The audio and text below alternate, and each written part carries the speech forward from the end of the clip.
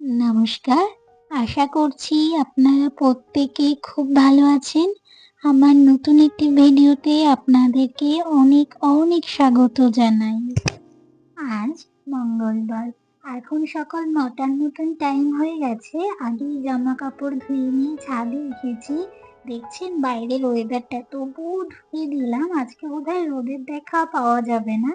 আর যদিও পাওয়া যায় বেলা ১২টার পরে। এখানে তো এরকমই কুয়াশা পড়ে। আরো যত দিন যাবে তত আরো বেশি পড়বে। চলুন, আমার তো স্নান, পুজো সবই হয়ে গেছে। নিহারিকা এখনো ঘুম থেকে ওঠেনি। আজকে ওদের স্কুল ছুটি, তাই আজকে একটু বেলা পর্যন্ত ঘুমাক, আবার কালকে থেকে স্কুল শুরু। তাই ওর স্কুল ড্রেসটাই আগে ধুয়ে দিলাম, কারণ ওর তো আজ কালকেই পরীক্ষা শেষ হয়ে গেছে। তাই আজকে বড় বাচ্চাদের পরীক্ষা আছে, তাই ওদের স্কুলটা আজকে ছুটি, আবার কাল থেকে শুরু হবে। তাই সকালবেলায় ওকে নাস্তা করিয়ে ছাদে পাঠিয়ে দিয়েছি। ও ছাদে বসে খেলে, কারণ এখানে খেলার সঙ্গে ওর তেমন কেউ নেই। তাই ও ছাদে বসে ও একা একা খেলতেই ভালোবাসে। ঘুম থেকে উঠে ওয়েদারটা যখন একটু ভালো হয়েছে, একটু পরিষ্কার হয়েছে, তাই ওকে ছাদে পাঠিয়ে বললাম, যাও খেলো, আমি তোমার জন্য কিছু নিয়ে আসি। তাই ফ্রিজে দেখলাম একটা পেস্ট্রি আছে, সেটি ওর জন্য নিয়ে এসেছি। আর দেখছেন বাইরে এখনো ঠান্ডা আছে ঠিকই, কিন্তু সোয়েটার পরবে না। ওর সোয়েটার পরতে ভালো লাগে না, যেন ঠান্ডার রোগও ওর বেশি হয়, ঠান্ডায় সর্দি, হাঁচি, কাশি। আজকে না একটু বাজারেও যাব, কারণ কাল বাদে পরশু আমাদের ছোট মেয়ে, মানে আমার দেওরের মেয়ের জন্মদিন। ওরা দুই বোনেরা ১.৫ মাসের ছোট বড়। তাই নিহারিকার জন্মদিনটা তো আগেই বেরিয়ে গেছে, আর এবার আসছে ওর জন্মদিন। তাই ভাবলাম নিহারিকার যেহেতু আজকে স্কুল ছুটি, সেহেতু আজকেই নিয়ে যাবো বাজারে। আবার কাল থেকে নিহারিকার স্কুল শুরু হয়ে যাবে প্রপার। তখন তো আর যেতে পারবে না, বা ওকে রেখে বাড়িতে রেখে একা যাওয়াটাও সম্ভব হয়ে ওঠে না আমাদের। আর এই উঠোন, আর আমাদের যেহেতু বাড়িতে উঠোন নেই বা এরকম খেলার জায়গা তেমন নেই, তাই নিহারিকা ছাদেই হচ্ছে ওর উঠোন। চলুন তাহলে এবার রান্না করি, কারণ ওইদিকে বাজারও যেতে হবে। আবার তো খুব তাড়াতাড়ি সন্ধ্যাও নেমে আসে না, সন্ধ্যার আগে আগেও বাড়ি ফিরতে হবে। এখানে তো প্রচন্ড ঠান্ডা পড়ে, সেই কারণে। রান্নাঘরে এসেই আগে মাছ কেটে নিয়েছিলাম সকালবেলায়। এখানে আমরা দুটো মাছই আমাদের দুইজনের জন্য বানাবো, আর একটি মাছ ওই যে তুলে রাখলাম, সেই মাছটা দিয়ে নিহারিকাকে এক পদের সবজি করে দেবো। আজকে না অনেক দিন পর ইচ্ছে হলো একটু কাঁচা টাইপের বানাই, মানে সেদ্ধ, ভাপা, যে যেটাকে বলে। এটি যদি আমি শিলনোড়ায় করে মশলা করতাম তাহলে ভালো হতো। লাউ পাতায়, লাউ পাতায় মাছ সেদ্ধ আমার কিন্তু খুব ভালো লাগে।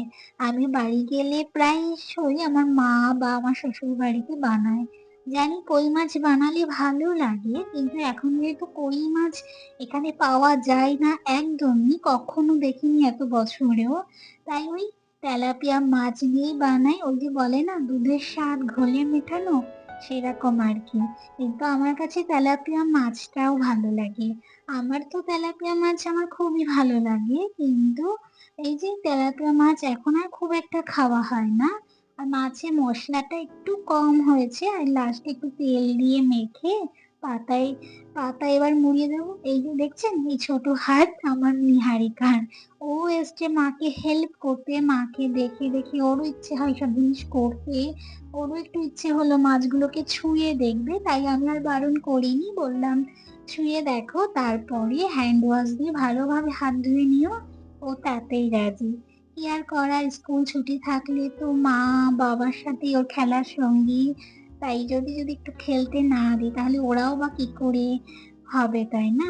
এই যে পাতার মধ্যে এবার মাছগুলোকে দিলাম, জানি একটু মশলা কম হয়েছে, মশলা খুব একটা দেইনি, আর খুবই তাড়াহুড়ো রান্না বান্নাটা শেষ করছি, কারণ বাজারেও যাব। বাজারে তো তো আমাদের বাড়ির থেকে অনেকটা দূর, সেই কারণে একটু তাড়াতাড়ি আবার সন্ধ্যার আগে বাড়ি ফিরতেও হবে।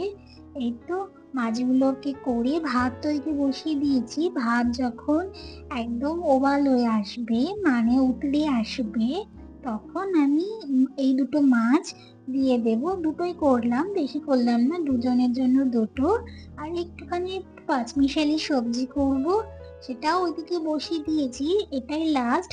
সুতো দিয়ে ভালোভাবে এই মাছটাকে শক্ত করে বাঁধবো, যাতে মশলাটা বেরিয়ে না যায়। একদিন ইচ্ছে আছে আমার ছাদে যখন আমি কাঠের উনুন বানাবো, সেই কাঠের জালেতে ভাত বসিয়ে তাতে করবো। আর সেদিন মশলা অনেকটা পরিমাণে দেব। আর এই মশলা যদি শিলনোড়া একটু কষ্ট করে বাটতাম, তাহলে আরো সুন্দর টেস্ট হতো, তাই না? মশলাটাও আজকে কম হয়েছে, কিন্তু খেতে কিন্তু দুর্দান্ত হয়েছিল। আমার কাছে জিনিসটা খেতে খুব ভালো লাগে, আমি খুব পছন্দ করি গো। নাও, এবারে ভাত হয়ে গেছে। ভাত তো প্রায় হতে এখনো আধা তো হয়ে গেছে, তার মধ্যে মাছগুলো দিয়ে দিলাম। এবার মাছগুলো সিদ্ধ হতে যত সময়, এবার নিহারিকাটি বানাবো। নিহারিকার জন্য এই যে 1 পিস তেলাপিয়া মাছ ভেজে নেব। ওটা যদি ওভাবে না খায়, খেলেও আমাদের থেকে একটু টেস্ট করবে। ও তো এরকম খাবার খুব একটা প্রায়শই দেখে না, তাই এইসব খাবারের ওপর ওরা তো ভালোবাসা নেই। মাছের ওপরই খুব একটা ভালোবাসা ওর নেই। ও ডাল খেতে খুব ভালোবাসে, ডাল খিচুড়ি টাইপের জিনিসপত্র। এই তো। এরপরে একটুখানি রাঁধুনি ফোড়ন দিয়েছি, তাতে আলুগুলো দিয়ে ভাজবো। ভেজে একটু লবণ দিয়েছি। আমরা যেহেতু লাউ পাতায় সেদ্ধ করে খাবো, সেই কারণে ভাবলাম ওকেও লাউ পাতা দিয়ে একটা তরকারি বানিয়ে দিই। এটা খেতে ভালো লাগবে, হালকাও হবে, বেশি তেল ঝাল মশলা ওর একদমই পছন্দ না, সেই কারণে কিন্তু মাংসও খুব ভালো খায় না। এই তো। এবারে জলটা দিয়ে ফুটে এসেছে, সেই লাউয়ের পাতাগুলো কেটে না এতে দিয়ে দিয়েছি। ব্যাস। এটা একটুখানি যখন সেদ্ধ হয়ে আসবে, যখন তরকারিটাও হয়ে আসবে, তখন ওই 1 পিস মাছ এতে দিয়ে দেব। দিয়ে একটু নাড়াচাড়া করে পরে নামিয়ে দেব। চলুন, তবে আমাদের রান্না বান্না প্রায় শেষের পথে। এদিকে খেতে দেব, খেয়ে রেডি হয়ে বেরোবো বাজারের পথে। চলুন। এই তো চলে এসেছি বাজারের রাস্তায়, বাজার যাচ্ছি। ওই যে আগেই বললাম, আজকে নিহারিকার বুনুর জন্য একটা গিফট কিনবো, বার্থডে গিফট। দেখছেন, এখন একটু বাইরে কুয়াশা কুয়াশা আছে, তার মধ্যে একটু একটু রোদ উঠেছে, কিন্তু ভালো লাগছে। আর খুবই ঠান্ডা লাগছে, ওদিকে হাওয়াও চলছে পেছন দিকে। চলুন, তাহলে এবার বাজার যাই। বাজার গিয়ে টুকিটাকি জিনিসও কেনার আছে। তাছাড়াও আগে যাব গিফটের দোকানে, তারপরে অন্য জায়গায় যাব। চলুন তবে। এই তো চলে এসেছি গিফটের দোকানে। আগে আমরা গিফট দেখছিলাম, গিফট দেখার মধ্যে এগুলো দেখছিলাম। এগুলো পাঞ্জাবি তারকা, মানে ঘরে বসে সুন্দরভাবে যেরকম ব্রেসলেট বানাতে পারবে, বা অনেক কিছু আছে যেটা নখ বানাতে পারবে, অনেক অনেক ডিজাইনের ছিল, অনেক অনেক প্রোডাক্ট ছিল, কিন্তু আমরা শেষমেশ এই নেল ডিজাইনটাই নিয়েছি, কারণ ও যেহেতু একটু সাজতে ভালোবাসে, মনে হলো এত গিফটের মধ্যে ওটাই বেস্ট লাগবে, বা ওটাই ও বেশি পছন্দ করবে। সেই কারণে ওই রকমই একটা নিলাম ওর পছন্দ মতন। চলুন, গিফট নেওয়া হয়ে গেছে। নিহারিকাও টুকিটাকি পেন কিনছে ওর পছন্দ মতন।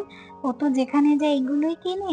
আর দোকানটা দেখুন কি দারুণ, তাই না? কি সুন্দর সুন্দর শোপিস দিয়ে সাজানো। তবে চলুন, ভিডিওটি আজকে এখানেই শেষ করছি। সবাই ভালো থাকবেন, সুস্থ থাকবেন, সাবধানে থাকবেন, আর অবশ্যই ভালো থাকবেন।